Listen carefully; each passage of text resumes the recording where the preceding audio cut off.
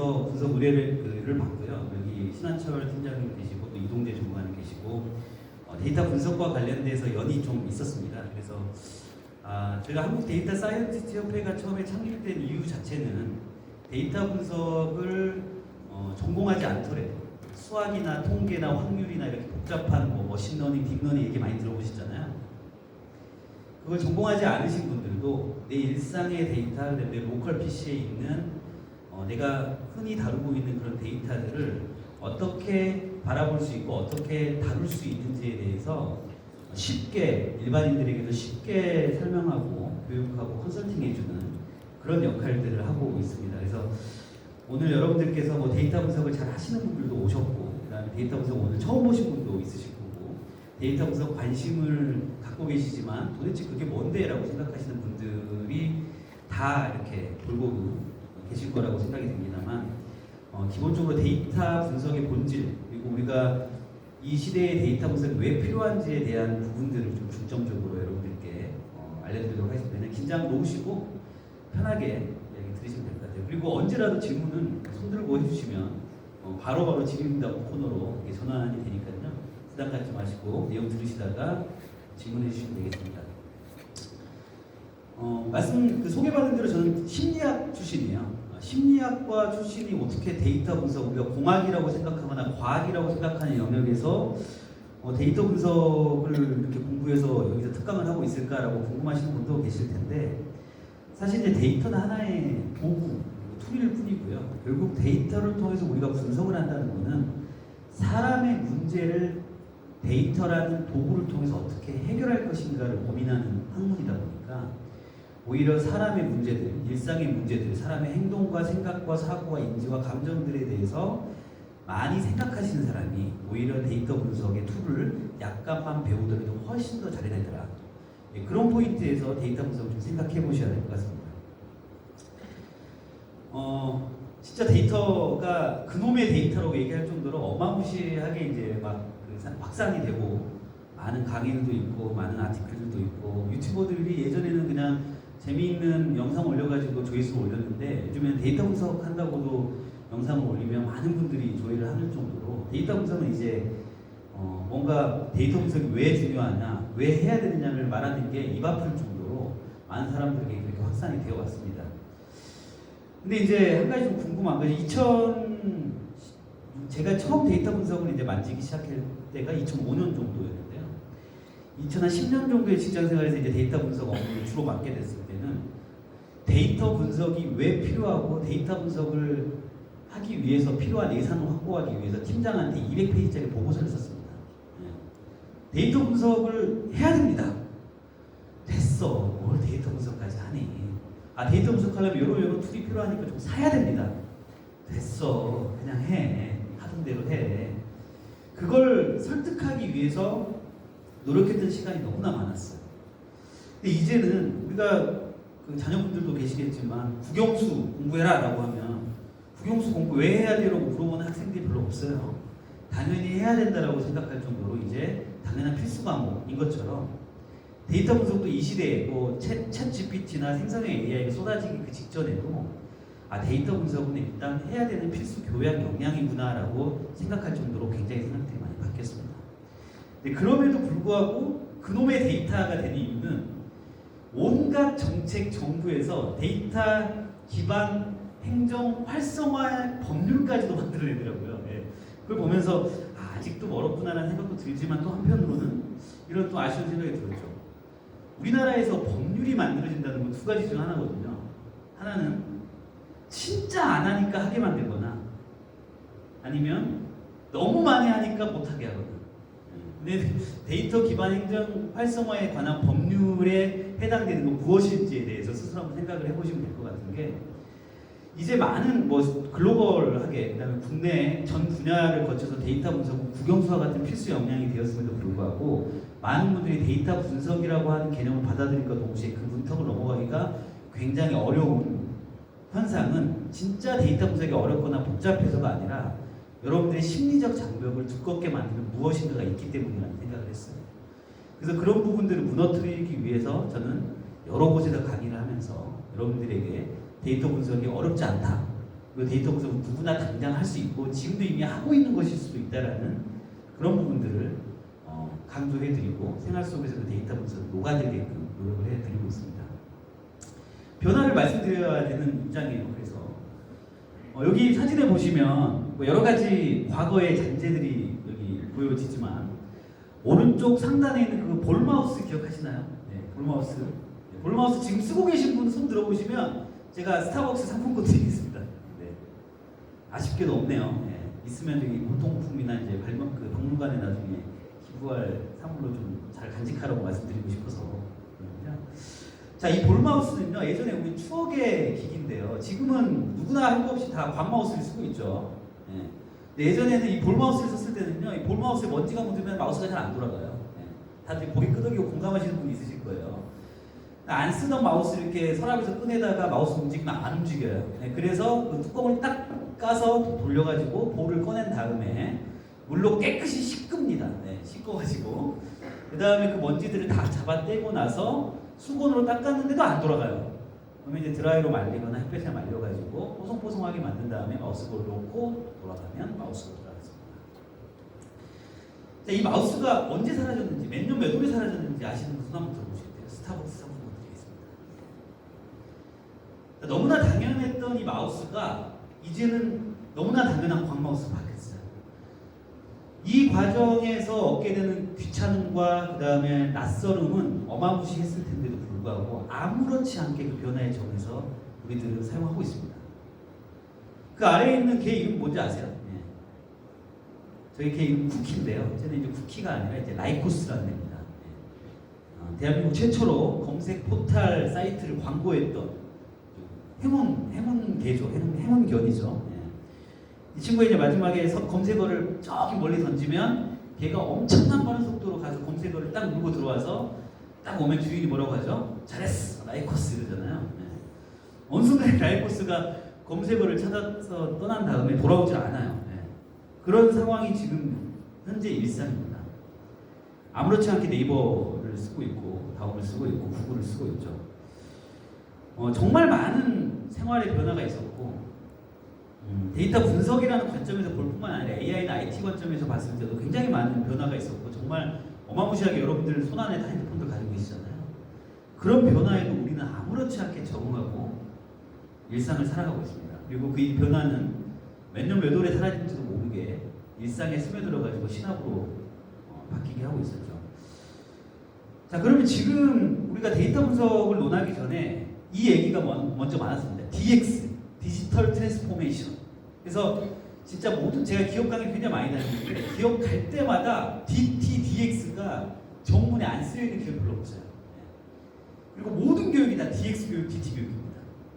여기도 뭐 디지털 역량 강화라고 되어 있는데 역시 DT 교육 중에 하나고요. 한국 사람들이 뭔가 개념을 만들고 이야기 전하기를 좋아하니까 왜 DTDX라는 개념이 처음 나왔을 때는 잊어버리고 DTDX가 뭔가 사회적인 어떤 트렌드를 만들고 뭔가 엄청난 기술을 딱 접목했을 때 사람들이 눈을 뜹니다. 그런데 사실 이 디지털 트랜스포메이션, 그 다음에 디지털 트랜스포메이션에 대한 어떤 혁신을 주장했던 분은 2004년도에 에릭 스톨먼이라고 하는 스웨덴 분이세요. 전문 용어로 듣보잡 하시는 학자 아니세요? 아무도 모르시죠? 이복씨 전화번호 저장돼 있으시면 스타벅스 5만원 상품권 드리겠습니다. 없어요. 네. 아무도 모르세요. 근데 이분이 사실 처음에 디지털 트랜스포메이션 얘기했거든요. 우리가 DX, DT 하면요, 기업들이 다 이런 생각을 해요. CEO분들 만나보고 말씀드리면 ERP, 그룹웨어, 그다음에 어마어마한 분석 플랫폼 몇 억씩 들여야지. 그러니까 그 드리는 분석 도구나 IT 어떤 하드웨어의 예산 규모에 따라서 자신의 디지털 트랜스포메이션 완성된다고 착각하시는 분들이 굉장히 많습니다. 하지만 이분이 처음 주창한 디지털 트랜스포메이션의 본질은요, 여기입니다. 스웨덴어로 그대로 읽어보면요, 물론 스웨덴어로 얘기했거나 영어로 얘기했겠지만 잘 해석해보면 디지털 기술을 사람들의 생활에 침투시키는 거, 그게 바로 디지털 트랜스포메이션입니다. 자, 우리 많은 기업들과 많은 조직이 디지털 트랜스포메이션 한다고 막 이것저것 바꾸는데 과연 그게 우리의 살림살이와 우리의 삶과 우리 로컬 PC에서 각국 지점이나 각종 현장에서 들어오는 데이터들을 취합하고 통합하는데 어떤 도움이 되고 있는지 생각을 해보면 사실 굉장히 동떨어진 기술들도 많이 있고 그것들이 우리에게 와닿지 않은 것들도 많이 있다고 생각합니다. 그러니까 변화라고 하는 것은 그런 일상에서부터 들어와 있는데 챗GPT도 마찬가지예요. 이미 챗GPT가 일상이 되어가지고 로컬 PC에서 그냥 난 챗GPT가 없으면 안 될 것 같이 사시는 분들도 이 자리에 계실 거고요. 그리고 챗GPT 뉴스에서 많이 봤고 제너레이티브 프리트레인드 트랜스포머라고 하는 용어는 외웠어요. 그래가지고 친구들이 숫자를 얘기하면 그거 제너레이티브 프리트레인드 트랜스포머라고 얘기하면서 지식을 자랑하지만 막상 해보신 분이 없는 것도 있습니다. 근데 이제 이 변화라고 하는 것들을 예전에는 SBS, KBS, MBC밖에 없었던 시절에는요. 변화를 주어지면 사람들은 그걸 변하지 않으면 안 될 시대가 됐는데 이제 워낙 많은 기술들이 들어오고 워낙 많은 트렌드들이 양상되다 보니까 내가 그 변화에 대해서 적극적으로 탐색하고 그걸 가져가지 않으면 지식의 격차와 경험의 격차가 굉장히 커지는 그런 시대에 우리는 살고 있다는 것을 여러분들 아셨으면 좋겠어요. 데이터 분석도 마찬가지고 AI도 마찬가지고 IT도 마찬가지고 그래서 그런 변화들에 대해서 우리가 익숙해 왔고요. 그 다음에 그런 큰 변화도 아닌 작은 변화들에 대해서 그리고 정말 많은 곳에 일어나는 변화들에서 약간의 민감성과 더듬이를 가지고 그거를 캐치해내면서 내 업무와 내 일에 계속 적용해보는 노력이 없다면 예전처럼 소극적으로 탐색해서 10명 중에 9명이 다 쓴다더라 나만 안 쓰면 바보니까 나도 써야지라고 하는 시대는요 오히려 지났다는 거예요. 기술이 더 발전되고 성장할수록 오히려 그걸 취사 선택할 수 있는 사람의 역량이 더 커진다는 거. 그 부분들이 변화에 대해서 제가 여러분께 말씀드리고 싶은 겁니다. 사실은 이게 제가 구글 앱시트 파트너에서 이제 전략부사장으로 있으면서 일했던 것들 중에 굉장히 큰 성과인데요. 성과라는 게 어마무시한 한 기업의 전략 경영을 혁신했다 이런 게 아니고요. 수삼계입니다. 5,000개인데요. 5,000개 할머니 할아버지들께서 조개를 키우고 홍합을 키우고 하면 굴을 키우면 그 저울질을 해가지고 5촌 계장님이 이제 수첩에다가 몇 킬로그램입니다 해가지고 이제 적어가지고 이제 기록을 한 다음에 나중에 보고를 해요.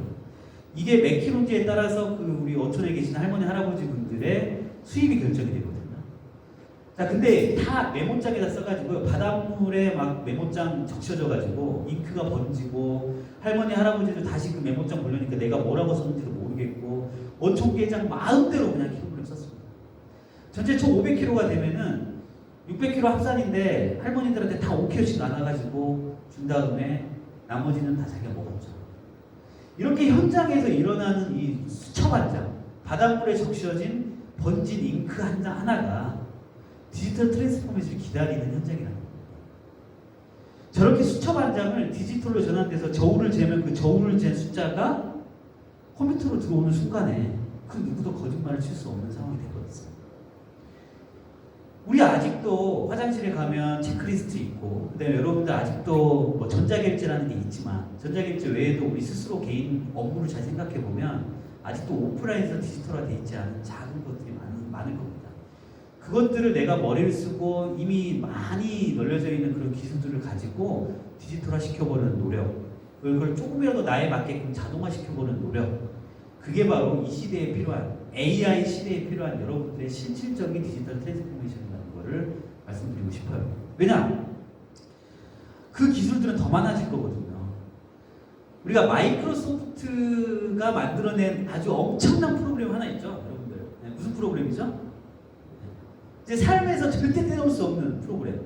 엑셀과 파워포인트죠. 챗GPT보다도 훨씬 더 많은 사용자들이 쓰고 있고요. 마이크로소프트 70억 인구 중에 10억 인구, 사무직 인구의 95% 이상이 쓰고 있습니다. 물론 구글이 만든 구글 시트도 이제 등장을 해가지고 둘이 경쟁하고 있지만 이 엑셀이라는 프로그램이 한 회사에서 한 개 만든 프로그램이 70억 인구 중에 10억 명을 쓰고 있는데 구글이나 아마존 웹서비스나 마이크로소프트 같은 빅테크 업체, 한국에도 그 인공지능 테크 업체들이 많죠. 네이버도 그렇고 카카오톡도 그렇고 쿠팡도 마찬가지고 정말 많은 빅테크 업체들이 AI 그다음에 IT 기술, 데이터 분석 툴들을 만들어서 양산해내고 있습니다. 한 개 회사에서 만든 그 프로그램이 건 인류를 지배할 정도로 그렇게 생활을 점령했는데 이 많은 업체들이 인공지능 솔루션들을 개발하고 우리가 분석을 쉽게 하는 걸 도와주고 하는 것들이 쏟아져 나간다면 그게 그냥 우리에게 바로 올까요? 아닙니다. 그걸 적극적으로 탐색해서 내 업무에 쓴 사람이 이기게 되는 겁니다. 예전에 지상파 3사 있을 때 시대가 다르다는 거죠. 이게 허깅페이스라고 하는 위에 있는 사이트에 보시면요, 우리가 챗GPT 같은 알고리즘이 40만 개가 쏟아져서 공짜로 쓰게끔 나와 있습니다. 그것들을 잘 써서 내 업무나 내 기관과 내 회사에 써먹는 사람들은 어마어마하게 승진을 할 거고 인정을 받을 거고요. 그렇지 않은 사람들은 또다시 트렌드의 희생양으로 남아있게 될 겁니다. 그래서 우리는 적어도 변화를 거부하는 사람이 되지 말아달라는 얘기를 여러분들께 드리고 싶어서, 여기 제일 아래쪽에 보면 파리 전시회가 끝나면 전기는 누구도 보지 못할 겁니다 하고 영국 옥스퍼드 교수 배웠다시는 분들이 이렇게 얘기했습니다. 1878년이긴 하죠. 근데 IBM 회장님, 지금 PC를 열심히 만들고 계시는 IBM의 회장님께서, 토마스 왓슨 회장이, 이제 컴퓨터는 앞으로 5대만 있으면 된다. 퍼스널 컴퓨터는 있을 수 없는 일이다라고 망언을 했죠. 수없이 망언들이 있어요. 변화를 겪고 있는 그 트렌드의 과정 속에서 망언을 하는 분들을 많이 봤는데, 우리 지금 귀에다가 그 지하철 타거나 운전할 때 이제 그 이동할 때 에어팟이라고 하나요? 귀에다 이렇게 선 없는 에어팟 처음 나왔을 때요, 많은 사람들이 무슨 얘기를 했냐면, 스티브 잡스가 무덤에서 나와서 올 거다. 선이 없으니까 맨날 잃어버려서 방바닥에 굴러다닐 거다. 충전은 어떻게 해야 되냐. 어떤 미친 X가 이런 걸 쓰느냐. 엄청나게 댓글을 달려가지고 이 제품이 나올지 말지 고민했었습니다. 근데 딱 나오니까 어떻게 돼요? 언제 그랬냐는 듯이 여러분 다 쓰고 계시는 거죠. 그러니까 변화의 방향들이라는 게 더 예상할 수 없을 만큼 다양해졌고요, 시나리오가. 그리고 그 변화를 잘 캐치하는 사람들은요, 그 변화를 적극적으로 확인하는 사람이 그 탐지를 하게 될 거고, 그걸 사용하게 될 거고, 그로 인해서 얻게 되는 이득이 훨씬 많아질 거라는 생각을 듭니다. 리멤버라고 하는 명함관리 앱이 2000년도 중반쯤에 나와서 돈을 많이 투자도 받고요. 400~500억 투자받고 지금 매출 많이 올리고 있는데, 이 기술은요, 1928년도에 만들어진 기술이에요. OCR 기술이죠. 1928년도에 만들어진 기술이 2000년대 와서 사용되면서 비즈니스로 만들어지고 가치를 창출하는 거죠.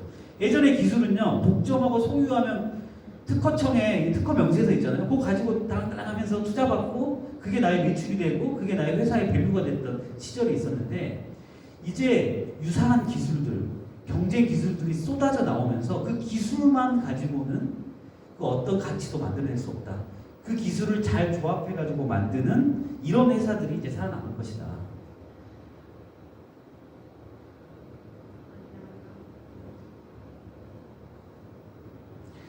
이거는요, 트랜스크라이브 글래스라고 하는 상품인데요, 앞에서 사람이 말을 하면 그 글래스를 끼고 있으면, 안경을 끼고 있으면 그 사람이 하는 말이 텍스트로 전환돼서 흘러나옵니다.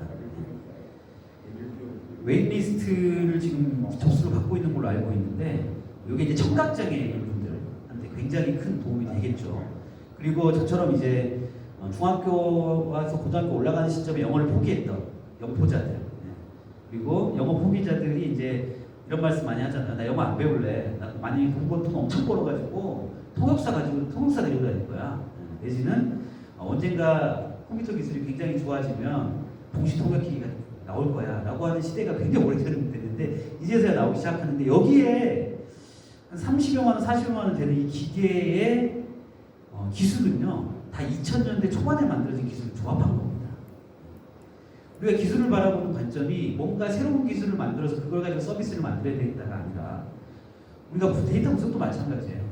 분석의 기술과 분석의 툴들은 정말 많이 나와 있거든요. 정말 여러분들이 상상하지 못할 정도로 쉽게 분석할 수 있는 방법이 많이 나와 있는데, 그것들을 조합해서 내 업무에 활용하면 그 사람이 승자가 되는 겁니다. 예전에는 분석 툴을 만들고 이 분석 프로세스를 어떻게 만들어야지 고민하는 학자들의 몫이었다면, 이제는 그것들이 너무나 많이 세상에 존재하기 때문에 제가 마지막 즈음에 여러분들 쉽게 분석할 수 있는 툴을 좀 몇 개 알려드릴 텐데, 그 말고도 수천 가지가 되죠. 이런 기술들을 잘 보고 있다면, 우리가 데이터 분석도 마찬가지고 AI, IT에 두려움을 갖게 될 게 아니라 이미 만들어져 버린 것들에 대해서 우리가 어떻게 조합해서 내 아이디어를 실현시킬 것인가, 내가 가지고 있는 엑셀 파일 하나, 파워포인트 파일 하나, 한글 파일 하나에 이미 등장하고 있는 수없이 많은 IT 기술들을 접목시켜 볼까라는 고민하다 보면 분명히 거기에 돌파가 있습니다. 왜냐면요, 크롬 확장 프로그램, 엑셀 추가 기능, 파워포인트 추가 기능, 그냥 버튼 몇 번 누르면 나오는 그 추가 기능들 중에 여러분들이 3시간 걸릴 일을 5분 만에 해결할 수 있는 솔루션들이 아직도 수만 개가 존재하고 이미 상용화가 되어 있고 무료로 배포가 되고 있습니다. 거기서는요, KBS, SBS, MBC, 유튜브도 안 알려주거든요. 그걸 잘 탐지하고 적극적으로 내가 이런 문제가 있는데 이걸 어떻게 해볼까 구글 검색과 챗GPT 검색 몇 번이면 충분히 솔루션을 줄 수 있는 시대에 살고 있음에도 불구하고 우리는 그 부분에 있어서 변화에 굉장히 둔감하다라는 약간의 위기감과 긴장감을 좀 가지시고 우리가 이 시대를 좀 살아갔으면 좋겠습니다. 맞습니다. 데이터로 만들어졌어요. 데이터로 만들어진 삶이 돼버렸습니다. 어느 순간에 모바일 폰이 들어온 순간에 더 심해졌고요. 우리가 움직이고 말하고 듣고 생각하는 것까지도 이제 모두가 다 PC가 알아보게끔 데이터화 돼가고 있습니다. 이스라엘 와이즈만 연구소에서 이걸 이야기를 했어요. 우리 몸에는요, 우리 유기체예요. 양자역학 하시는 분들이 우리 몸을 보면 다 공중에 붕 떠있는 원자들의 집합이라고 얘기를 하잖아요. 어떤 하나도 만날 수 없는 또 원자들의 집합이라고 얘기하는데 38개 조의 세포가 우리 몸에 있고요. 지금 제가 이렇게 말하는 순간 여러분이 앉아서 보시고 여러분들이 앉아서 고개를 끄덕이시고 여러분들이 앉아서 제 발표 자료를 보는 순간에도 1초에 약 380만 개의 세포가 죽고 살아나고 하고 있습니다. 이게 데이터로서 검증이 됐을 때만 우리는 알게 된 거예요. 그렇죠? 이런 사실들, 미시한 세계들, 거시한 세계들, 그 다음에 우주의 세계들이 과연 데이터가 없었으면 우리의 직감과 감으로만 그걸 설명할 수 있었을까? 불가능한 일인 거죠. 이렇게 눈에 보이지 않는 어마어마한 일들을 데이터를 통해서 우리는 인지를 하게 됩니다. 제가 화성에 이제 오늘 오면서 내가 화성에 와본 적이 있을까라고 이렇게 이제 생각을 해봤어요. 과연 화성에 와본 적이 있을까를 어떻게 알아낼까? 왜냐하면 내 흔적들은 어딘가에 다 그 산산조각 내서 사라졌을 거고요. 근데 이제 물론 저도 이걸 안 지가 꽤 오래됐지만 한번 눌러봤어요. 구글 지도에 여러분들 구글 지도 앱에 들어가서 타임라인을 한번 눌러보시면요. 여러분들이 정말 까마득히 잊어버렸던 여러분들 뇌에 있는 해마조차도 기억하지 못하는 그 무의식적 영역에 있었던 그 사실들이 데이터로 온전히 기록되어 있습니다. 그래서 제가 구글 지도 타임라인에 몇 년도냐면요. 화성시를 딱 검색해봤더니 화성시를 제가 방문한 곳이 이렇게 많아요. 이렇게 많아가지고 그게 언제 방문돼서 지도를 한번 딱 눌러봤더니 내가 그날 화성시를 방문해서 어디로 이동했다는 그 나의 흔적들이 고스란히 남아있습니다. 제가 과연 죽으면 유서보다도 더 대단한 건 제 노트북에 있는 자료들일 거고요. 내가 언젠가 쏟아내었던 카카오톡의 이야기들일 거고요. 내가 언젠가 방문했던 방문 기록들이 남아있을 건데 결국 내 삶이 이제 데이터로 전환되는구나. 그리고 나의 또 다른 존재성은 또 데이터구나. 이런 생각을 갖게 되는 시간이었어요. 여러분도 한번 해보세요. 언제라도 내비게이션이나 지도가 켜져 있는 상태에서 움직였다면 구글 지도 앱에서 여러분들이 언제 방문했는지 어떻게 방문했는지 그런 것들이 다 데이터가 돼서 정리가 되고 있습니다. 마이데이터라고 하는 건 말할 것도 없죠.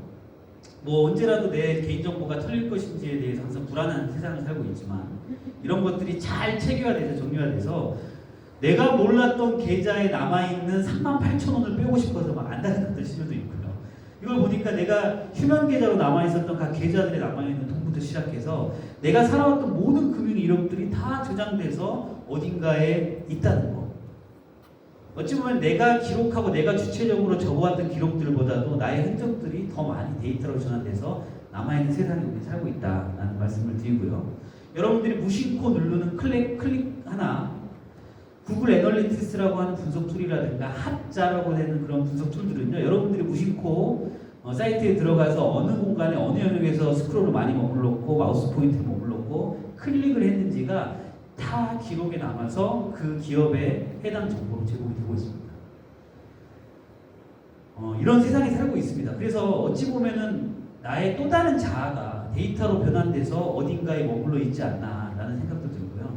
예전에는 죽음에 혼이 돼서 날아가서 구천에 머물러서 귀신으로 나타난다고 하지만 이제는 우리의 삶들이 데이터로 전환돼서 어딘가에 평생 머물러 있을 수도 있다는 생각도 들 정도로 생각하니까 지혜로운 것이 뭐냐면 이걸 제가 지금 말씀드린 게 너무나 당연하고 너무나 많은 얘기를 들은 거거든요. 근데 내 생활을 다른 관점에서 한 번만 들여다보면요, 굉장히 나한테 당연했던 거, 익숙했던 것들을 정말 낯선 관점에서 쳐다보게 되는 지혜로운 관점이 생깁니다.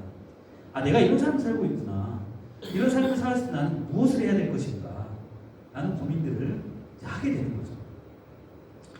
그래서 저는 이런 데이터가 저의 삶을 지배하고 있고, 내 삶이 곧 데이터가 되고, 내가 하는 생각들과 행동들과 마음들이 데이터가 되는 세상에서, 아, 이런 데이터야말로 결국에 나의 사람들의, 내 삶의 어떤 문제를 해결할 수 있는 단초가 될 수 있겠구나라는 걸로 해서 저는 이 과정들을 걷게 됐습니다. 제가 이제 무용담이나 제 경험을 말씀드리려고 했던 게 아니라 여러분들도 결국에 이곳에서 자유로워질 수 없다는 걸 말씀드리는 겁니다. 여러분들이 절대 데이터를 만들지 않았지만 여러분들이 흔적들이 다 데이터가 남아있다는 거. 그래서 우리가 데이터가 필요한 이유를 다시 한번 잔소리 같지만 다시 한번 말씀드리면요. CD 언신, 내가 보지 못하는 것, 내가 알지 못하는 것을 알게 해주는 데 있어서의 가장 큰 필요한 이유 중에 하나입니다. 야구에서 굉장히 유명한 세이버 매트릭스라는 게 있어요. 예전에는 그 투수하고 야구를 하다 보면은 그 어떤 팀하고 어떤 팀 만나면 몇 승 몇 패, 전적 몇 승 몇 패 해가지고 이 팀이 이길 확률이 높다 낮다 뭐 이런 얘기들을 했었는데요. 이 빌리빈이라고 하는 메이저리그의 어떤 구단주가 있어요. 이분이 수학자를 야구 필드에다가 데리고 옵니다. 내가 저 야구하는 사람들의 모든 행동들을 보니까 다 데이터 같은데 저걸 가지고 뭔가 분석을 해보고 싶다. 그러면서 이 세이버 매트릭스라는 게 사실 어떤 거냐면요, 더 소시아이어티 포 어메리칸 베이스볼 리서치라고 해서 야구 어떤 그 수치들을 데이터 분석한 연합회 같은 조직입니다. 근데 이걸 누가 시작했냐면요, 통조림 공장에서 경비원으로 일하시는 분들이 시작했어요. 내가 정말 야구 광팬인데 저 야구한 사람들 저 팀을 만나고 저 타자가 저 투수를 만났을 때 다 기록해 놓은 거예요, 메모. 그래가지고 아, 저 타자가 만나면 저 투수의 슬라이드를 잘 못 치던데 볼을 항상 치는 경향이 있던데 라는 것들을 이 사람이 착안하고 이 사람의 영감을 받아서 수학자하고 통계학자들이 이제 분석을 시작한 게 이 세이버 매트릭스의 시작입니다. 그리고 빌리빈이라는 사람이 이 정말 성적 안 좋은 구단을 인수해가지고 플레이오프까지 진출시킨 이 사례가 하버드 대학교 수학자와 이 빌리빈의 구단주의 인사이트가 만나가지고 결국 우승을 못하고 플레이오프까지 가는데요. 그 이후부터 모든 메이저리그에서는 다 세이버 매트릭스라고 해서 야구 지표 관리를 하기 시작합니다. 그래서 이게 우리 투수 누구죠? 굉장히 유명한 투수 하나 이글스에 있다가 이름이 갑자기 기억 안 나서 유현진인가? 네, 유현진 투수가 인터뷰한 내용이 글씨가 작아서 잘 안 보일 텐데요. 단순히 A란 타자가 B 투수 상대로 몇 타수 몇 안타인지 같은 기록은 데이터 추계가 안 된다는 거예요. 그들은 투수의 구속, 투수가 얼마나 빠르게 던지는지, 그리고 그 볼이 몇 번 회전하는지, 그리고 회전 축이 볼이 이렇게 돌아가는지 이렇게 돌아가는지는 회전 축이 어딘지, 그 다음에 오른쪽 왼쪽으로 공이 움직이는지 위아래로 움직이는지에 따라서 그 모든 걸 다 시뮬레이션 해가지고 그 결과에 대해서 경기 전에 선수들한테 프리뷰를 한다는 겁니다. 그렇게 야구를 나가도 질까 말까인데 확률이 굉장히 높아졌다는 거예요. 근데 많은 팀들이 그걸 다 같이 하고 있으니까 더 어려워지긴 했겠지만, 투수의 손을 떠난 그 공의 구속과 축의 회전 방향까지도 다 데이터로 전환해서 이제 바라볼 수 있는 세상이 된 거예요. 이 야구 외에도 우리가 하는 모든 행동들, 여러분들 여기에 그냥 아무렇게나 앉아있지만 여러분들이 MBTI의 성향과 서로 떨어져 앉아있는 좌석수의 개수, 이곳에 앉아서 눈 깜빡이는 횟수와 집중력의 그 정도를 만약에 측정할 수 있고 그걸 데이터화 시킬 수 있다면 또 어마무시한 분석 주제가 될 수 있겠죠. 우리가 살아가는 모든 환경들, 생각하는 것들, 행동들이 다 데이터로 만들어질 수 있고, 그 중에 우리가 눈에 보이지 않았게 궁금해했던 것들을 데이터로 전환해서 분석해서 사실과 인사이트를 확인할 수 있다. 이런 측면에서 CD 언신, 내가 눈에 보이지 않는 것들을 확인할 수 있는 데 있어서 데이터 분석은 어마어마한 힘을 발휘한다라는 것을 말씀드릴 수 있겠습니다. 그것이 알고 싶다, 엄청난 애청자인데요. 그 알입니다. 그 알이. 저는 이제 이 법보행 분석이라는 기술이 나왔을 때 그것이 알고 싶다에서 특집으로 다루는 줄 알았어요. 근데 이미 2014년부터 140건 정도로 이 법 보행 분석으로 사건을 해결했다고 하네요. 자, 예전에 우리가 이 개인을 구분하고 객체를 구분할 수 있는 건 지문과 홍채 뭐 이 정도일 줄 알았는데 사람의 걸음걸이조차도 개인마다 패턴이 다르더라는 거예요. 이런 것들을 알아내기 시작하는 게 데이터 분석의 필요성이다. 우리가 지금도 뭐 지구는 평평하냐 둥그냐에 따라서 논쟁이 많고 그거를 막 지구는 평평하다고 논쟁하시는 주장하시는 분들이 그걸 뭐랄까요 증명하기 위해서 막 하는 영상들도 많이 봤는데 우리가 눈에 보이지 않고 생각하지 않았던 것들을 데이터로 만들어서 그게 각각의 사람마다 걸음걸이가 다르다라고 하는 새로운 인사이트와 어쩌면 새로운 진리 체계를 우리들에게 제공해주고 있는 게 데이터 분석의 필요성 중에 하나인 거죠. 그래서 어떤 용의자가 CCTV에서 걸어가는 그 걸음걸이와 그다음 그 용의자를 특정해서 그 걸음걸이를 측정할 수 있는 발판에 걷게 한 다음에 이 사람과 그 CCTV에 찍혀있는 용의자와 실제 이 현장에서 걷고 있는 사람과의 걸음걸이의 패턴을 일치시켜가지고 90% 이상이면 이 사람이 용의자인 건 확실하다라고 이렇게 판결짓는 증명 과정들이 있어 왔습니다. 필적 감정도 이제 도전을 하고 있어요. 우리가 이제 다른 사람 글씨체 많이 따라하는데 그 글씨를 꺾는 시점, 글씨를 누르고 있는 그 압력, 그 다음에 회계 순서 이런 것들을 가지고 개인의 고유한 필적을 식별해낼 수 있다라는 걸로 우리는 필적 감정에 대한 도전을 해 나가고 있고요. 폐기물 분류는 이제 도봉구 쪽에서 지금 테스트를 하고 있는데 우리가 그냥 재활용 같은 데 하면 항상 힘들잖아요. 그죠? 재활용하는데 개인 가정에서 재활용하는 것도 힘든데 실제 그게 다 모여서 폐기물 처리하는 것은 얼마나 힘들겠어요. 예전에 보니까 굉장히 막 극한 직업에서 보면 페트병 막 찾아내고 엄청 진짜 AI보다 더 빠른 속도로 이렇게 분리해내는 것 같은데 아무래도 사람의 실수가 있겠죠. 그래서 여러 폐기물이나 재활용 쓰레기들을 미리 학습시켜 놓고 사람이 눈을 볼 수 없는 것들 이런 것들을 분류해내는 그런 기술들이 이제 나오고 있습니다. 그러니까 사람이 할 수 없는 것들을 데이터를 통해서 데이터를 해결할 수 있는 그런 트리거들 그게 바로 우리가 데이터 분석에 주목해야 될 이유고요. 데이터의 가치에 대해서 우리가 다시 한번 생각해 봐야 될 테라고 생각합니다. 두 번째는 우리가 데이터 분석을 꼭 공부해야 되고 데이터를 알아야 되는 이유는요. 데이터 템퍼링, 데이터 프로드, 데이터로 사기치는 사람들을 판별하기 위함입니다. 이분이 뭐냐면요. 포춘지, 굉장히 글로벌 매거진에서 얼굴을 올리고 사기쳤던 분이에요. 엘리자베스 홈즈라고 하시는 분인데 약 4,000원 정도를 사기를 쳐가지고 감옥에 가 있어요 지금. 테드 같은 엄청나게 글로벌 강연 프로그램에 나와가지고 막 이렇게 강의를 했던 분입니다. 내가 발명한 AI하고 인공지능 가지고는 피 한 방울만 있으면 당신의 250가지의 질병을 예측해줄 수 있고 DNA를 다 분석해가지고 당신이 다음 무슨 질병을 걸릴지 예측할 수 있어라고 해가지고 많은 투자자들한테 4,000억을 투자를 받았어요. 근데 기자가 집요한 추적 끝에 알아보니까 AI 기술은 아무것도 없었습니다.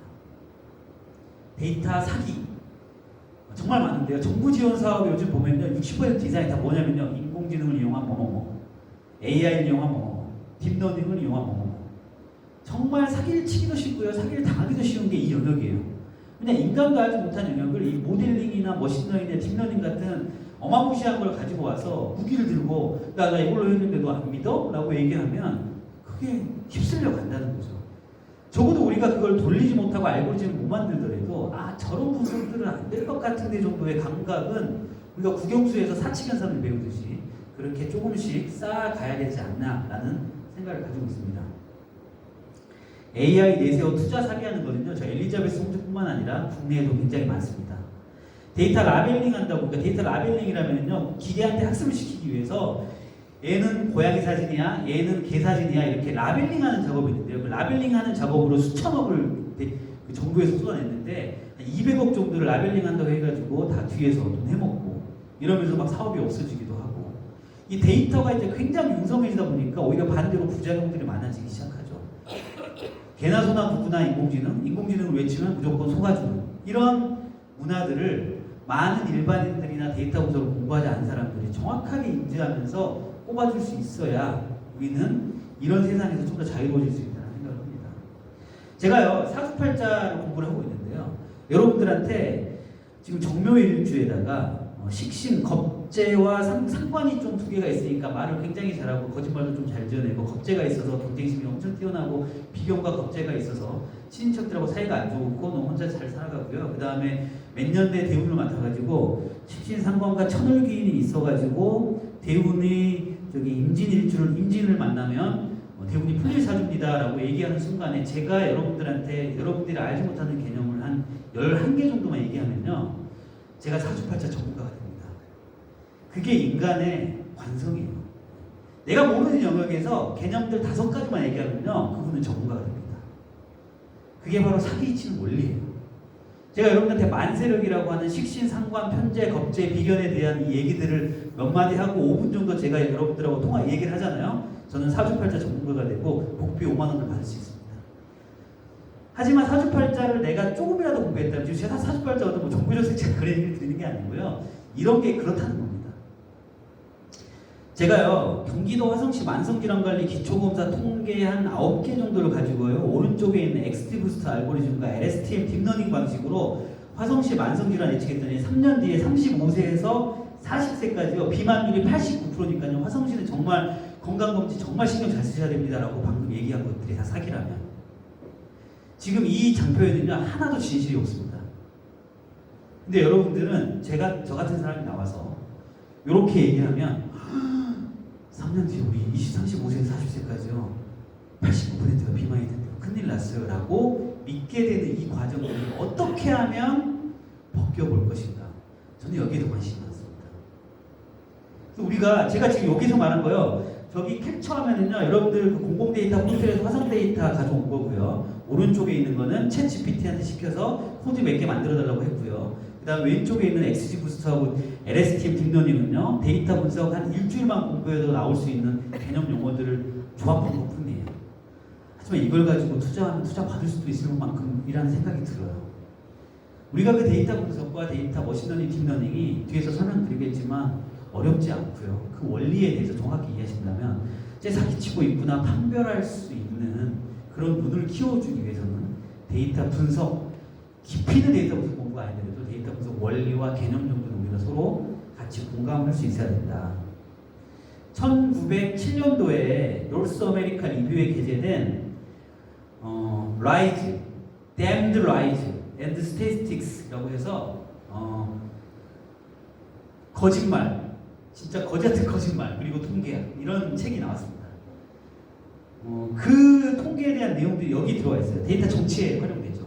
그래서 똑같은 데이터도 Y축을 어떻게 바꾸냐에 따라서 지금 저기 위에 있는 막대 그래프는요, 동일한 데이터입니다.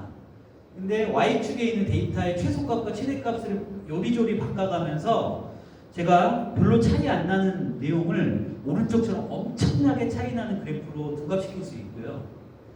그리고 오른쪽에 있는 3.3%짜리 비율을 왼쪽 파이 그래프에서는 아주 작은 수치라서 무시할 만한 수치를 굉장히 눈에 띄게 만들 수 있습니다.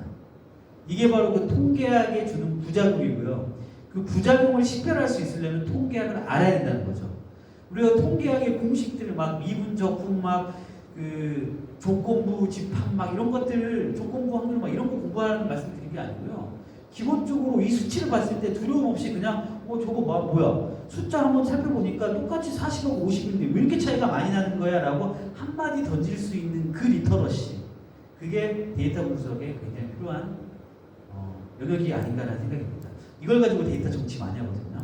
여러분들 신문기사라든가 정치 관련된 아티클들을 보다 보면요, 여론조사 할 때 보면요, 그 신문사의 경향이라든가 그걸 이제 정보를 준 그 기관에 따라서 정치적 그 관점들이 그래프에 많이 담겨 있는 걸 보실 수가 있습니다. 그 뉴스 하나에서 나오는 그 그래프 차트, 그 다음에 도표, 그 다음에 신문기사에 나오는 그 도표 차트들도 정말 시뻘겋게 한번 쳐다보시고, 그걸 쳐다보기 위해서 내가 뭘 배워야 되는지를 생각을 해보시면 내 업무와 내 분야에서 이렇게 데이터를 사기쳐서, 우리가 공부를 안 하는 건 죄가 아니잖아요. 하지만 그 공부를 안 하고 모르는 것들을 죄로 만들어버리는 그런 데이터 사기꾼들에게 일침을 가하기 위해서는 데이터 분석을 배우셔야 된다. 복잡한 알고리즘 배우라는 말씀을 드리는 게 아니고요.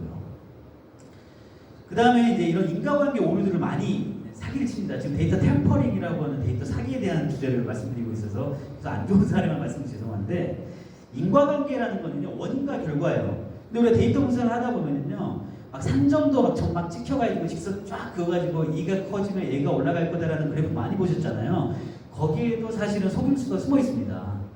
인과관계라고 하는 거는 단순히 그래프하고 회귀 분석이라고 불리는, 상관 분석이라고 불리는 걸로 만들어지지 않아요. 왜냐? 인과 분석이라는 건 사람의 문제거든요. 여기 보시면요, A, B를 보세요. A, B를 보시면요, 마음이 설렌다 라는 사실과 교통사고가 많이 난다라는 사실 두 가지만 엮어보면요, 산점도가 쫙 이렇게 그려져서 마음이 설렐수록 교통사고가 많이 난다라는 결론을 내릴 수가 있어요. 하지만 마음이 설레서 교통사고 나는 그 사회 심리학적 메커니즘이 그렇게 쉽게 설명이 될까요? 그렇지 않죠. 우린 거기에서 인문학적 관점으로 데이터 분석 50%, 또 50%는 인문학적 관점과 사람의 합리적 의심을 통해서 데이터를 쳐다봐야 된다는 겁니다. 자, A, B의 관계가 아니고요, 숨어있는 눈이 온다라는 과정을 만약에 생략해버리면요, A, B의 인과관계 성립이 되는 것처럼 보여요. 눈이 오니까 마음이 설레거든요.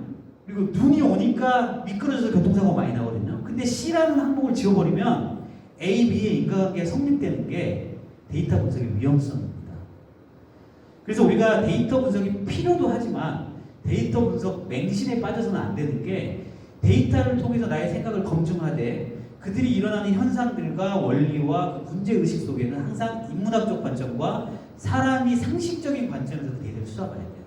아까 엘리자베스 홈즈의 그 생태를 데이터 분석을 약간 배운 기자 한 명이 파헤치고 싶은 그 상식적인 뭔가 의심, 그런 것들부터 시작해서 4천억의 투자자들을 살리지 못했습니다. 아마 갚지 못했을 거니까요. 어쨌든 더 이상의 피해가 되지 않도록 막았던 거거든요. 이런 측면에서 우리가 데이터 분석을 무조건 믿지 말아달라는 말씀을 드립니다. 일단 데이터 분석 믿지 말아달라고 하니까 이게 될 수 있어요. 아, 데이터 분석 믿지 말아달라. 데이터 분석 안 믿어도 되니까 공부 안 해도 되겠네, 몰라도 되겠네라고 하시는 게 한 말씀 드리는 게 아니라, 데이터 분석을 공부하니까 또 데이터 분석만 보시는 분들이 있어요. 그런 맹신주의에 빠지셔서는 안 된다는 말씀을 좀 드리는 겁니다. 술에 취해서 신발을 신고 잤어요. 그리고 술에 취해서 머리가 아파요. 분명히 술에 취해서 머리가 아프고 술에 취해서 어제 전날 신발을 신고 잤단 말이에요. 근데 술에 취한 거를 싹 지워버리면 뭐가 되죠? 신발을 신고 자니까 머리가 아프다. 아, 내일에는 신발을 벗고 자야 되겠다. 이런 결론이 내려서 잘못된 의사결정을 가져갈 수도 있다는 거죠. 이렇게 숨어있는 것들에 대해서 항상 생각하셔야 된다. 또 인간이 지금 방금 이런 인과관계 오류를 변하는 거는요, 가장 기본적인 건요, 인간은요 완전 불안정한 동물이에요. 커그니티브 바이어스라고 해서 심리학을 전공했고, 경제학과 심리학을 만들어서 행동경제학이라는 학문이 탄생했는데, 행동경제학이라는 학문은 뭘 연구하냐면요, 인간은 절대로 합리적일 수 없다. 우리가 100만 원짜리 핸드폰 봤는데 그렇게 검색을 하는데 한평생 살 배우자를 하루 만에 결정을 하거든요. 100만 원짜리 노트북 막 보고 200만 원짜리 노트북 보고 막 결정하는데, 내가 몇 억을 투자해야 될 아파트는 그냥 부동산하고 저기 주변에 있는 사람들, 투자 사기꾼들한테 그렇게 당해가지고 사거든요. 인간은 절대 경제적이고 합리적인 경제 주체가 될 수 없다라는 그 문제의식을 발견한 게 행동경제학이라는 그 학문의 탄생인데, 그 사람들이 처음에 주장했던 이콘입니다. 호모 이코노미쿠스라고 해가지고 사람들은 무조건 확률적으로 계산하고 수학적으로 계산해서 절대 틀린 결정을 하지 않을 거야. 이게 바로 우리가 이야기하는 인간은 이성적 동물이라고 하는 주장에서부터 나오는 내용이거든요. 이 이콘이라고 하는 주제를 부정하기 시작합니다. 누가요? 행동경제학자들이. 그래서 인간은 그렇다고 완전히 동물처럼 본능에만 의지하는 건 아니고, 인간은 적절하게 합리적이야. 어떨 때는 엄청 똑똑하다가도 허당이라고 그러잖아요. 일박이 너무 오래 갔나요? 네. 이승기 같은 애들. 그 다음에 아는 형님의 저기 누구죠? 저기 어제 그 친구들처럼 허당이에요. 사람은 굉장히 냉철하고 합리적인 거 수학적으로 계산할 때는 잘 결정하는데, 많은 의사결정에서 착오를 범하더라는 거예요. 그 과정에서 이런 내용들이 나옵니다. 더닝 크루거 효과라는 혹시 그 심리학적 방어 기제를 좀 아시나요? 잘 모르면 자기가 대장이에요. 선보장이 사람 닮는다는 얘기인데요. 이 X축에 있는 것들이 뭐냐면요, 공부를 많이 하고 많이 아는 정도입니다. 이 더닝-크루거 효과라는 게 행동경제자들이나 심리학자들을 또 이제 밝히는데, 그 다음에 자신감이요, 낮고 높음이에요. 그래서 오히려 지식이 계속 늘어나고 공부를 많이 하면 할수록 어느 순간에 자신감이 승천하다가 내가 공부를 하면 할수록 뭐가 생겨요? 메타인지라는 게 생겨요. 그래서 내가 공부하다 보니까 이것도 모르는 것 같아. 저것도 몰라야 돼. 저것도 알아야 돼. 저것도 공부해야 돼. 다시 또 모르구나 하고 하면서 절망의 계곡으로 빠지면서 계속 공부하다 보면 다시 자신감이 생겨서 깨달음의 오르막을 탄다고 하는데요. 데이터 분석을 우리가 이제 잘 모르고 시작하게 되면 이 무식자에 거쳐서요, 자신감이 굉장히 떨어지는 역할에 많이 들어가 있습니다. 하지만 데이터 분석을 어느 정도 딱 배우게 되면 이 정도 자신감이 생기거든요.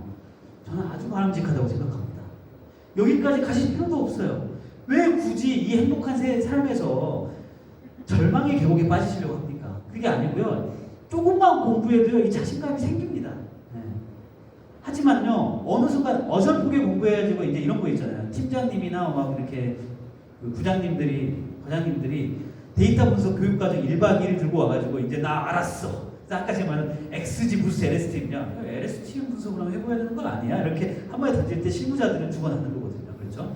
이런 승천된 자신감이 아니라 공부를 하실 거면 살짝 우리가 아까 사기를 감별할 수 있는 정도로 공부를 하시다가 조금만 더 공부해서 절망의 계곡에 빠지는 이 정도 자신감만 있으면 될 것 같아요. 근데 사람이라고 하는 게 제가 그걸 설명드리려고 하는 건 아닌데 결국 사람들이라는 거는 실제 내가 가지고 있는 역량에 따라서 보다는 예전에는 실력이 높아지면 자신감도 같이 늘어날 거라 생각했는데 그렇지 않다는 걸 발견하는 게 더닝 크루거 효과입니다.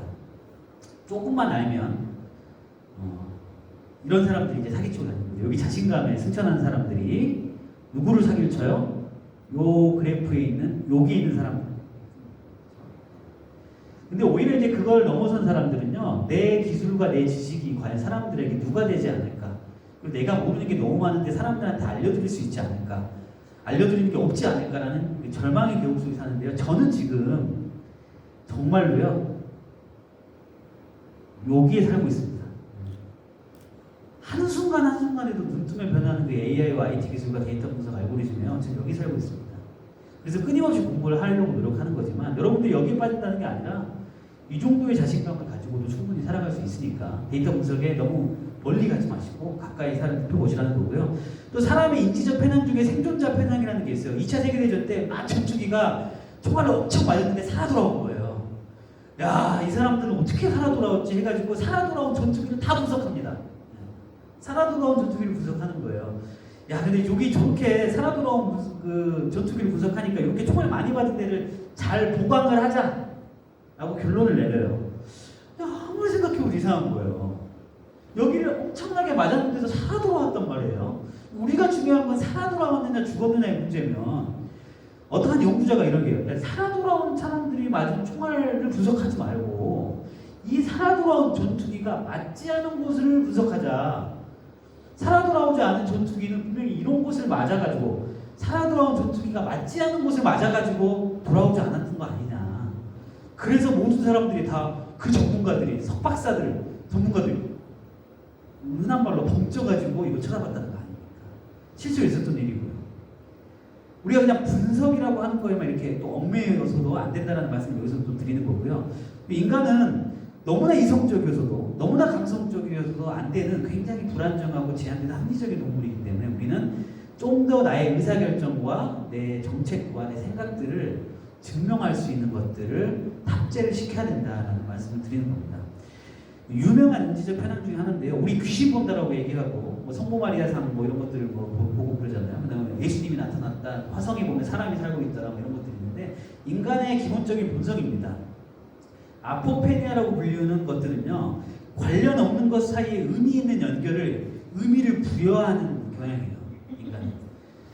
그 왼쪽 하단에 보면은 여기 이제 점들이 있는데 이 점은요 정말 무작위하게 찍은 거예요. 아무 공간이나 무작위하게 찍었는데 그렇게 269개의 무작위한 점들을 딱 찍어놓고 사람들한테 물어봤어요.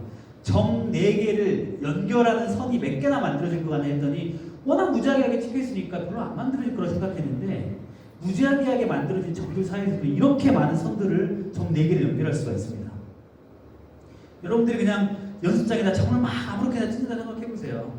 그리고 나서 그 점 4개를 선으로 연결할 수 있는 경우의 수가 몇 개나 되는지를 한번 살펴본다고 했을 때 여러분 인간들 의식 속에는요 다 랜덤하게 찍었는데 어떻게 그게 몇 개나 되겠어 라고 했는데 어마어마하게 많은 겁니다. 그러니까 인간의 이런 불안정한 그 이성적 경향들 때문에 우리는 나의 이성적인 그 결정과 의사결정을 위해서 좀 도움을 받아야 될 도구가 필요한데 그게 우리에겐 데이터를 통한 증명이고요. 사람들은 서로 착각하고 사람들의 이런 인지적 편향 때문에 서로가 커뮤니케이션 안 되는 부분들에 중재 역할을 하고 중간에 그런 의견들을 조율할 수 있는 게 바로 데이터의 역할이기 때문에 우리는 배워야 된다. 이 외에도 현재 수많은 심리학자들과 행동경제학들이 밝혀낸 인간의 착각들. 아까 우리가 그 부동산은 쉽게 사면서 배우자는 쉽게 선택하면서 프로포즈 한 번에 이렇게 우리가 하기도 하고요. 살아보니까 이제 그런 사람이 아닌데 이제 그런 사람을 살게 되기도 하고 하는데 그렇게 결정하는 인간의 편향들의 150여 가지를 학문적으로 확인해냈습니다. 이런 세상을 살고 있고 이런 게 우리의 삶인데 거기에 우리의 의사결정들을 좀 더 합리적으로 무장시켜줘야 될 필요성, 그게 서로 공통의 언어로 합의되어 있는 게 바로 데이터 분석이다라는 것을 아시면 되겠어요.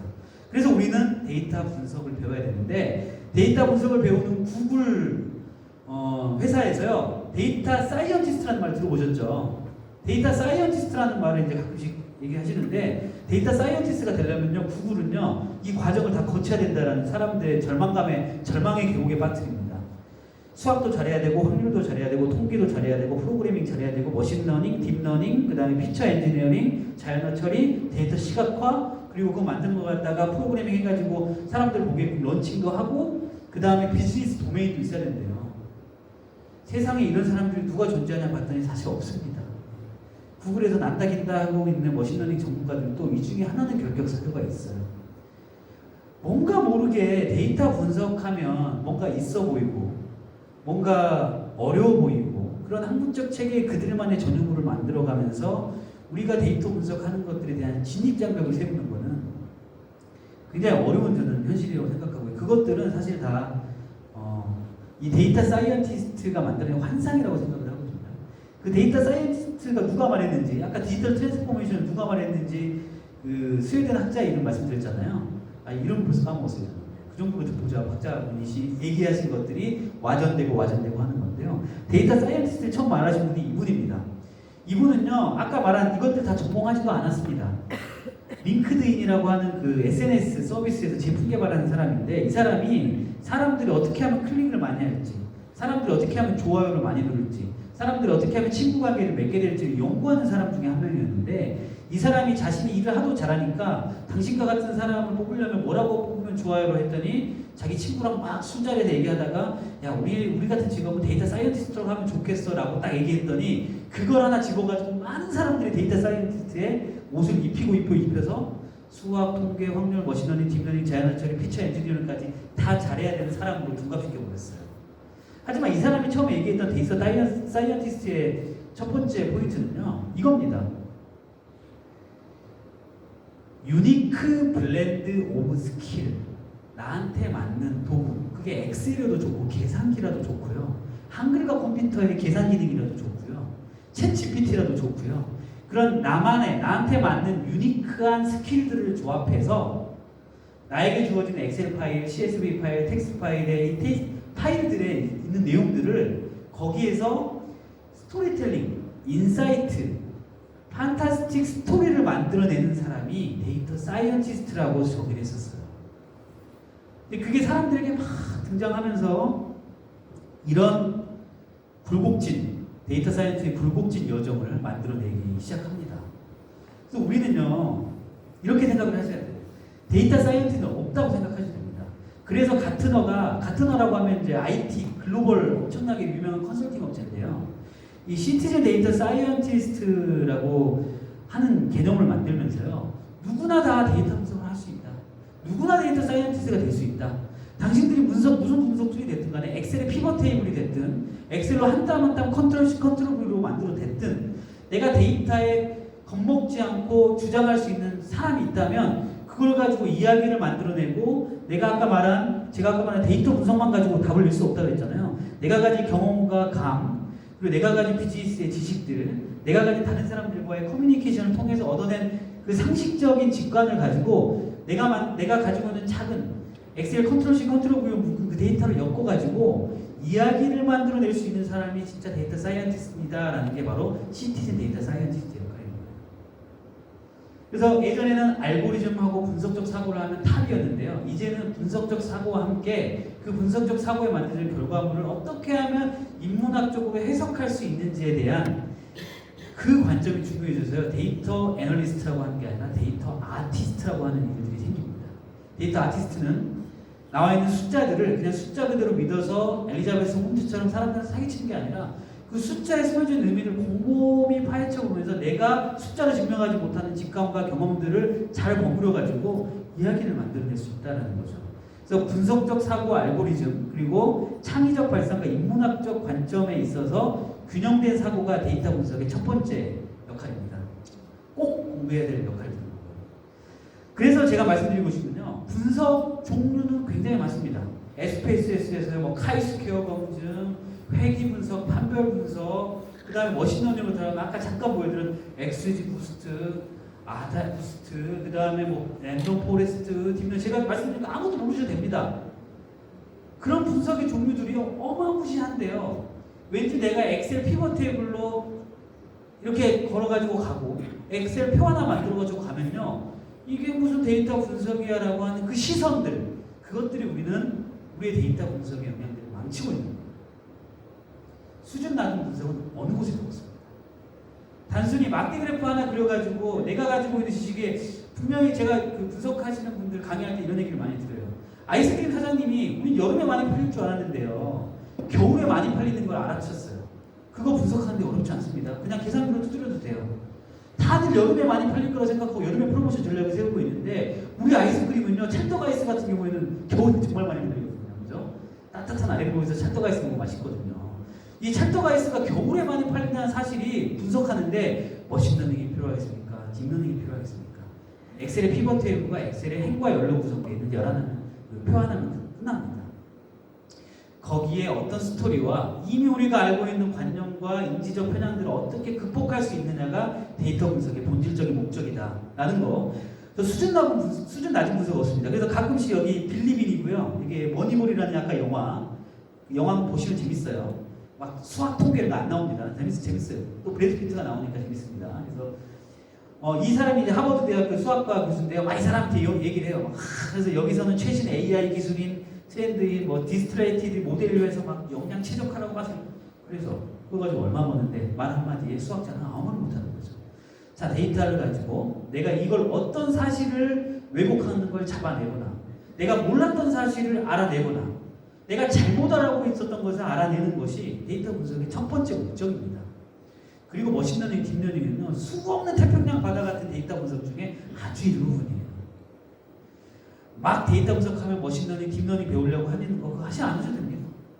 여러분들이 가지고 있는 엑셀의 피벗 테이블 잘 돌리시고 여러분들 엑셀 가지고 있는 썸함수, 에버리지 함수, 민함수 가지고 잘 돌리셔도 여러분들이 가지고 있는 그 데이터로 무슨 문제와 무슨 궁금증을 풀어낼 것인가를 고민해서 이야기를 만들어서 파워포인트 잡혀 앉히는 순간 그 누구보다도 아름다운 분석이 되는 거예요.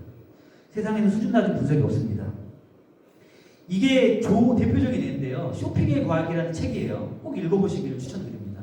파크 온더힐이라고 하는 필명을 쓰시는 조사 회사의 대표님이 쓰신 건데요. 뭐냐면 Why we buy, 우리가 왜 사느냐에 대한 것들을 검증하기 위해서 뭘 하느냐? 관찰을 합니다. 우리가 흔히 말하는 분석 플랫폼 거대하게 만들고 센서 만들어가지고 막 처리하는 게 아니고요. 관찰자라고 불리는 직원들 대상으로 쇼핑객들을 관찰해서 몰래 관찰하게끔 해서 몰래 어디 구멍에 앉힙니다. 그리고 저 사람이 쇼핑하는 행동들을 다 메모하게 합니다. 메모하게 해요. 저 사람이 우유를 집을 때는 가격표부터 보는지 그 다음에 다른 경쟁사 우유를 다 보고 나서 하나 선택을 하는지 성분표를 먼저 보는지 뚜껑 색깔을 먼저 보는지 이런 것들을 다 체크를 하고요. 우리가 올리브영 갔을 때 딱 들어가면은 조그마한 가방 있잖아요. 가방. 그래서 이 바구니 같은 걸 딱 집는데 초록색 바구니를 들 때랑 파란색 바구니를 들 때랑 그 다음에 바구니를 큰 거 들 때랑 작은 바구니를 들 때랑 이 사람들이 어떻게 사는지 관찰해서 적습니다. 데이터 분석 플랫폼이 아닌 거예요. 네. 그냥 적어요. 사람이 행동하는 거 적습니다. 그래가지고 인사이트를 낸 게 엄청나게 많아요. 진열에 그 매장에 들어가는 순간 5m에는 아무것도 진열하지 마라. 사람들 어차피 좌우를 안 본다. 정면만 본다. 라든가 의류업체는 항상 피팅룸을 가지고 있어야 된다. 그리고 여성들은 항상 그 디스플레이를 못 만지게 해라. 못 만지게 해서 환상을 줬을 때 사더라. 라는가. 똑같은 마트에 들어가는데 마트 바구니를 크게 주어줄 때랑 작은 걸 주어줄 때랑 크게 주어주면 사람들이 더 많이 사더라. 라든가. 쇼핑객을 가는데 여자 둘이 갈 때랑 여자 혼자 갈 때랑 쇼핑 시간이 달라지더라든가. 이런 것들을요, 관찰과 그냥 간단한 수준 낮은 엑셀의 분석만 가지고도 이런 이론적 틀을 만들어내요. 그래서 우리가 수준 낮은 분석은 없습니다.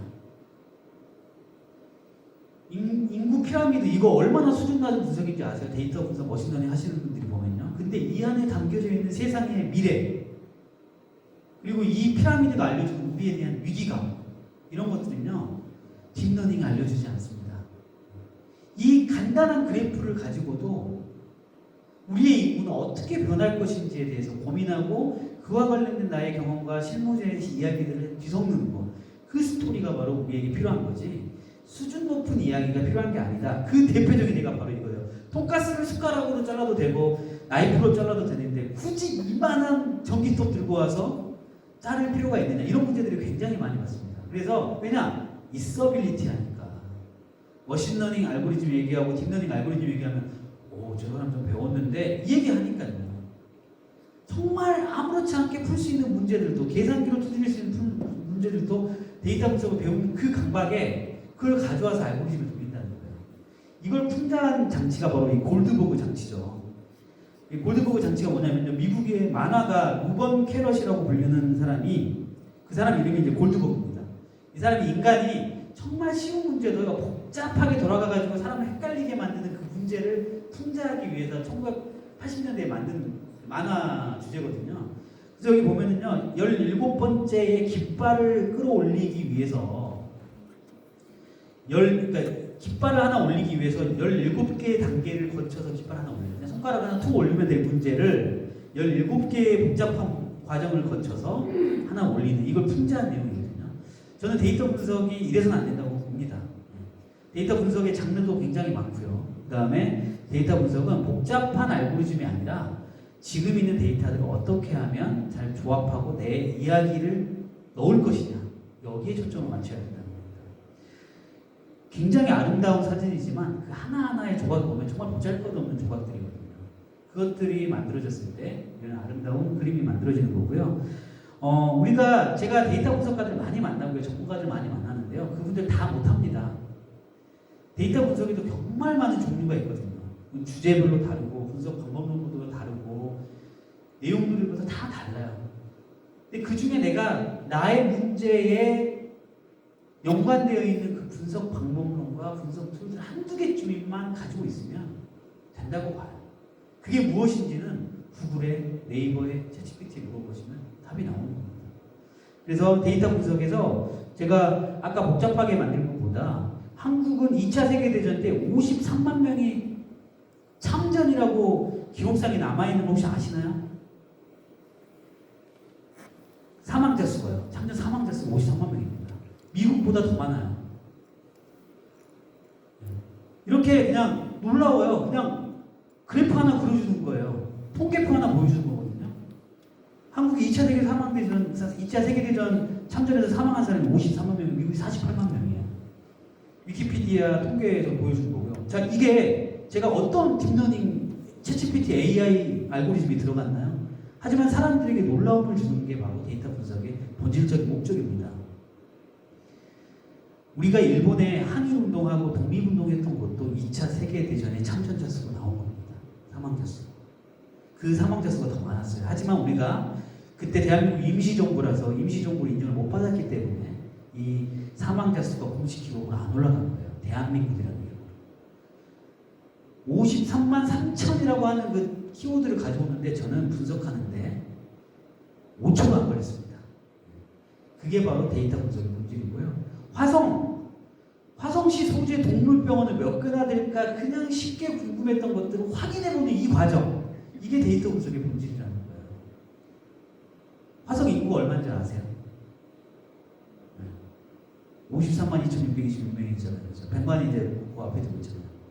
제가 지금 화성 시민도 아닙니다만 이렇게 궁금하고 몰랐던 것들을 알아내는 그 과정이 우리의 삶도 이미 금융정보 들을 때 다 보여주고 있고 내가 가지고 있는 위치 정보들을 다 보여주고 있는데 내가 궁금한 것들, 내가 확인하고 싶은 것들을 확인하는 작업들은 데이터 분석의 본질이라고 생각이 된다는 거예요. 그래서 제가 한번 살짝 돌려봤죠. 엑셀로 돌린 겁니다. 2021년도에 가장 21년도에 갑자기 21년도에 빨리 끝내라는 얘기인 거죠. 21년도에 동물병원이 많이 늘었어요. 그리고 최초의 동물병원은 화성시, 제가 위치를 잘 모르는데 요곳에 생겼습니다. 그리고 최근에 가장 많이 생긴 게 이쪽 분야인 것 같은데 이쪽이 뭐 신도시나 이렇게 된 것 같아요. 여기에 21년도에 많이 생겼는데 이 분석하는데요. 엑셀 스프레드시트와 공공 데이터 포털 로그인 한 번이면 됩니다. 그래서 우리는 데이터 분석을 너무 어렵게 생각하지 말고 더 중요한 거는 질문, 내가 궁금한 게 어떤 것인지, 내가 기존에 알고 있었던 상식이 어떤 건데 진짜인지 확인해보는 그 질문이 무엇인지를 먼저 생각하는 게 중요하고요. 그 질문들을 끊임없이 여러분들 해보고요. 여러분들 어렵다. 요즘에 챗GPT가 다 해줍니다. 여러분들 엑셀에 있는 변수 이름들 있죠. 열 머리글들, 열에 있는 그 변수 이름들만 컨트롤C로 복사한 다음에 챗GPT한테 읽어봐서 야, 요런 데이터가 있는데 이 데이터로 분석할 수 있는 주제들 뭐가 있는 건 100개 이상 알려줍니다. 그 분석 주제에서부터 여러분들은 여러분들의 경험과 실무의 노하우들을 담아서 분석해야 됩니다. 그리고 여러분들은 그 분석의 질문이 됐으면요, 우리가 다 그 데이터를 가지고 있지 않아요. 그래서 그런 내가 질문들을 하고 있는 거를 새롭게 얻어내려면 어떻게 측정을 해야 될까? 제가 아까 말씀드렸잖아요. 여러분들께서 강의에 집중하는 정도와 눈 깜빡이는 횟수를 같이 비교해보고 싶은데 자, 이런 생각이 들어요. 여러분들이 강의에 집중하는 거 제가 어떻게 측정하겠죠? 하죠? 이제는 측정할 수 있는 시대가 됐으니까요. 자, 여러분들이 눈 깜빡이는 건 어떻게 측정할 거예요? CCTV를 봐가지고 여러분들 눈 깜빡이는 걸 카운팅 하라고 하겠죠. 그런 식으로 내가 궁금한 것들을 PC가 데이터 분석 알고리즘에 알아먹을 수 있게 변환시켜주는 이 역량이 굉장히 창의적인 겁니다. 그래서 데이터 분석에 질문을 던지시고요. 그 질문에 해당되는 데이터가 공공 데이터 포털이나 우리에게 있다면 그걸 분석해 보시면 되는데 없다면 사업의 기회입니다. 그걸 측정할 수 있어서 우리가 그걸 사업화 시킨다면 그 데이터는 우리에게 엄청난 거거든요. 우리가 아두이노라고 불려지는 몇만 원짜리 그 기계에 사면요, 센서가 이렇게 많습니다. 압력 센스, 화장실에 사람들이 몇 번 드나드는지 물을 몇 번 트는지에 대해서 센서 한 번이면요, 사람들이 물을 몇 번 틀고 한 사람이 쓸 때 수도꼭지를 몇 분 열었다가 몇 초 열었다가 몇 초 닫는지에 대한 거는 궁금해요. 만약 여러분들이 우리 물 낭비가 심한데 사람들이 수도꼭지를 틀었다가 몇 초에 닫을까, 이거는 측정하고 싶은 거예요. 그냥 질문을 그렇게 했으니까. 데이터로 없어 질문을 찾지 마시고요. 여러분들 그냥 궁금한 거 물어보세요. 여러분들 자신에게. 그리고 나서 내가 수도꼭지 잠갔다가 열었다가 이걸 재려면 어떤 센서가 필요할까 하다 보면요, 세상에는요 다 있습니다. 이제 1990년대 2000년대 초반이 아니에요. 마이네트 리포터 톰 크루즈 아저씨가 SF 영화에서 했던 그 80% 85% 기술들이 다 현실화됐잖아요.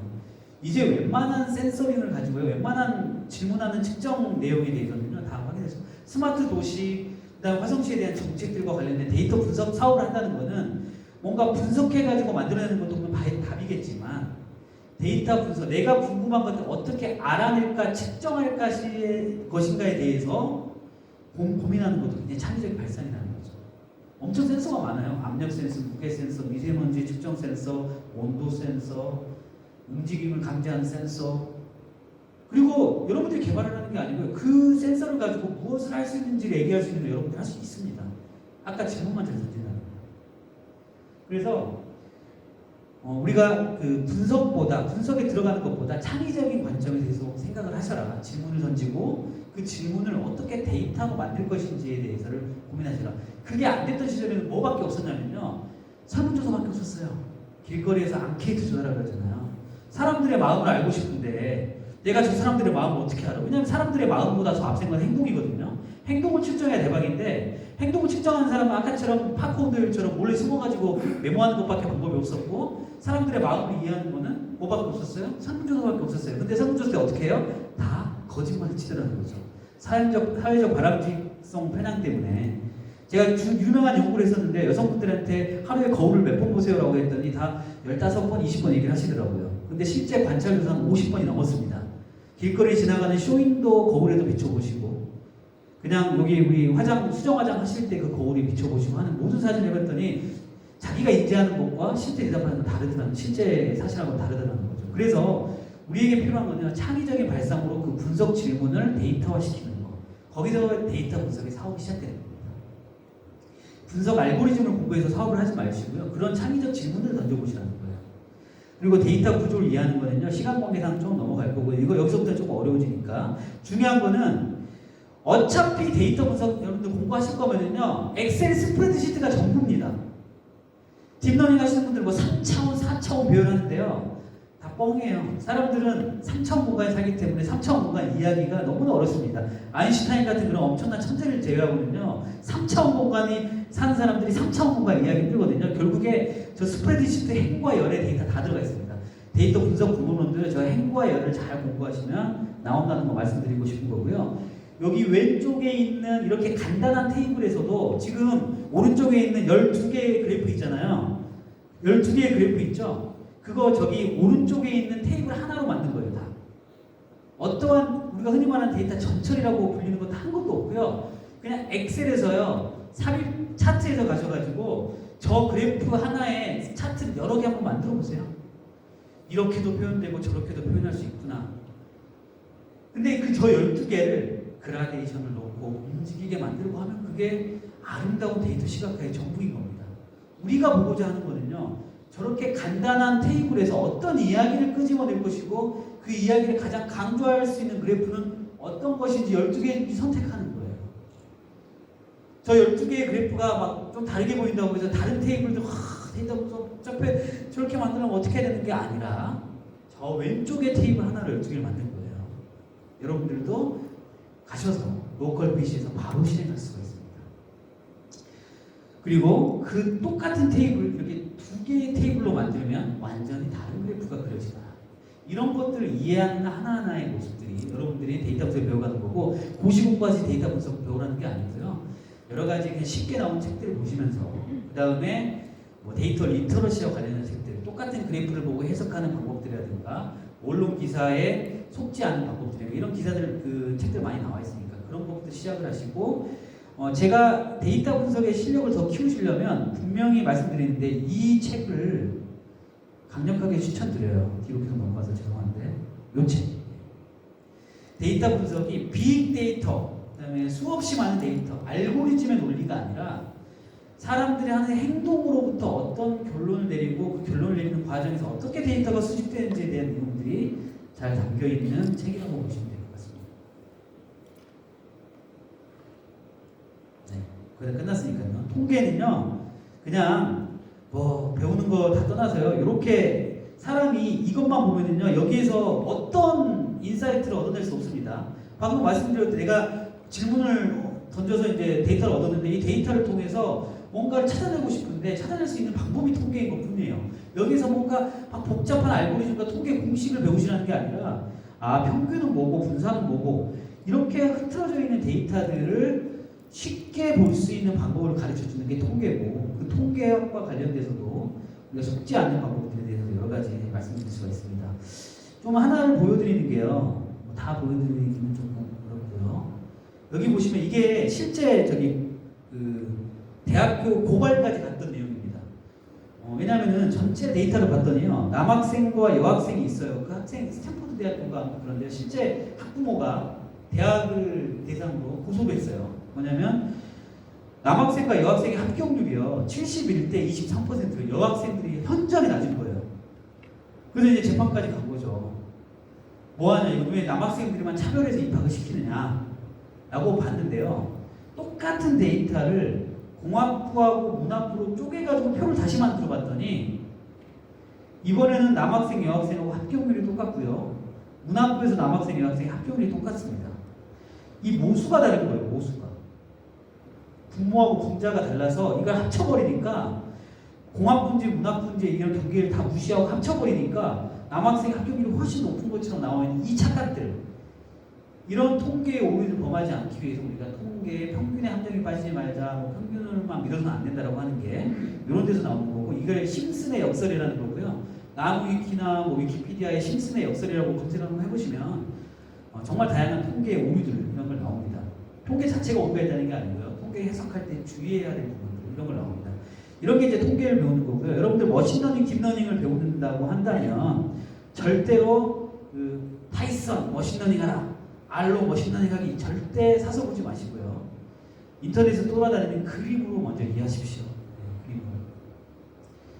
뭐 이렇게 공식들 나오기 전에 랜덤 포레스트라는 건 이렇게 데이터를 하는 거구나. 이렇게 배우시고요. 만약 머신러닝까지 안 배우면 일단 아까 말씀드린 시각화까지 배우시면서 넘어가셔도 되고 머신러닝 배우실 때 개념과 원리부터 배우시라는 겁니다. 작금의 시대에 데이터 분석이 실패하는 95%의 이유가 코딩부터 배우기 때문이라고 생각하거든요. 우리가 코딩은 하나의 분석 툴인 거고요. 코딩에 겁먹지 마시고 데이터 분석 원리에 대해서 그림으로 먼저 이해하시고 쉽게 되어 있는 책들을 먼저 보시면서 자신감을 끌고 가시면 좋을 것 같습니다.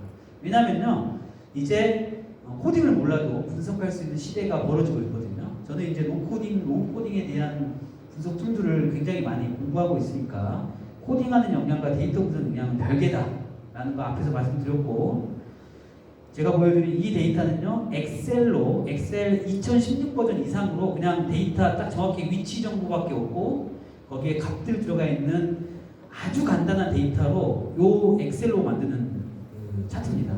제가 뭐 코딩을 한 것도 아니고요. 엑셀에 이런 기능이 있습니다. 조금만 찾아보시다면은 이거를 엑셀로 만들 수가 있고요. 엑셀에서도 이제 5천만 행까지도 불러올 수 있는 기능들이 있고요. 엑셀에 이런 차트를 만들 수가 있습니다. 더 욕심이 난다면요. 그리고 오렌지와 같은 이런 분석 툴로는요, 드래그 앤 드랍만 가지고 실행이 안 되냐.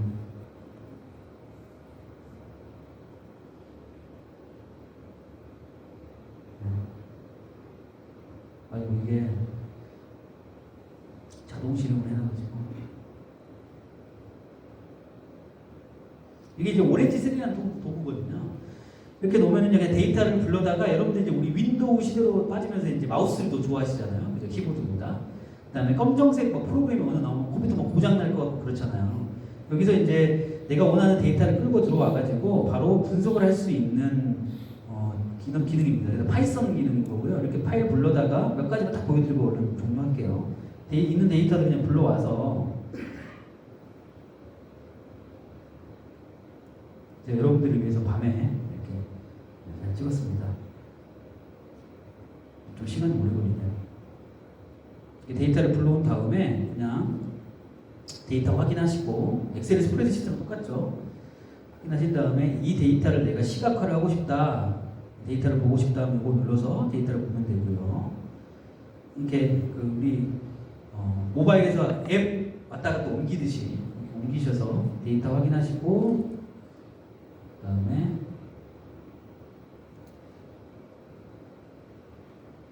몇 개만 보여드리고 얼른 끌게요. 이런 데이터가 어떻게 생겼는지 한번 살펴보시고, 그 다음에 계속 지금 넘어가겠습니다. 네, 그리고 파워 BI 같은 이런 시각화 툴들은요, 그냥 여기서 되네요. 네. 여기 보시면 몇 개 그냥 원래 이런 데이터가 있으면 이 엑셀 데이터를 그냥 불러다가 이렇게 드래그 앤 드랍으로 끌고 와서 그냥 시각화를 만들 수가 있습니다.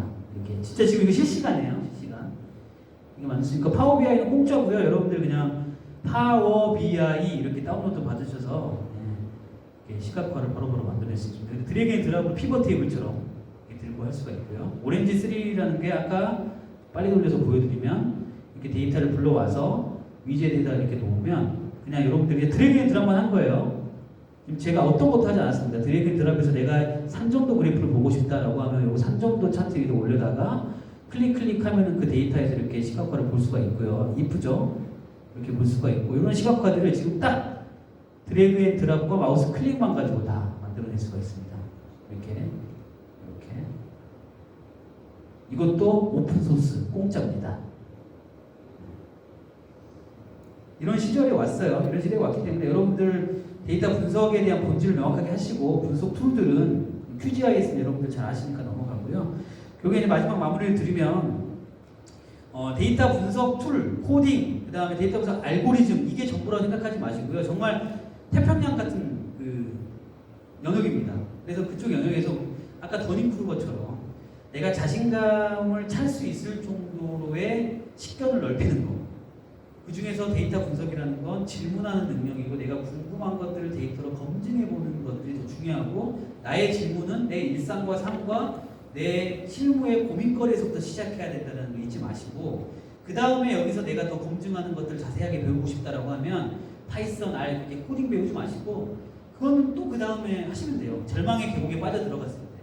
그리고 거기에서 노코딩, 로우코딩들 툴들 오픈소스로 많이 나와 있으니까 한번 절대 고장나지 않거든요. 컴퓨터 다운로드 받는다고.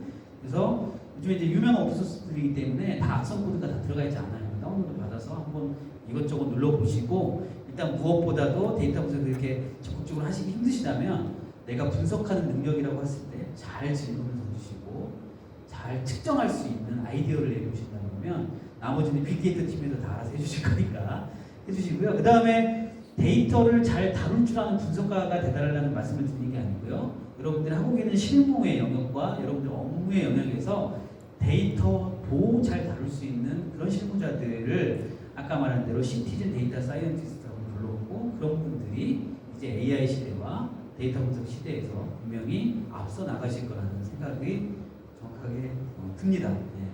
그래서 1시간 30분, 40분 좀 넘게 쉬는 시간 없이 왔는데요. 경청해 주셔서 너무 감사드리고요. 혹시 질문 있으시면 질문해 주시고 나머지 다음 순서로 바로 넘어가서 하도록 하겠습니다.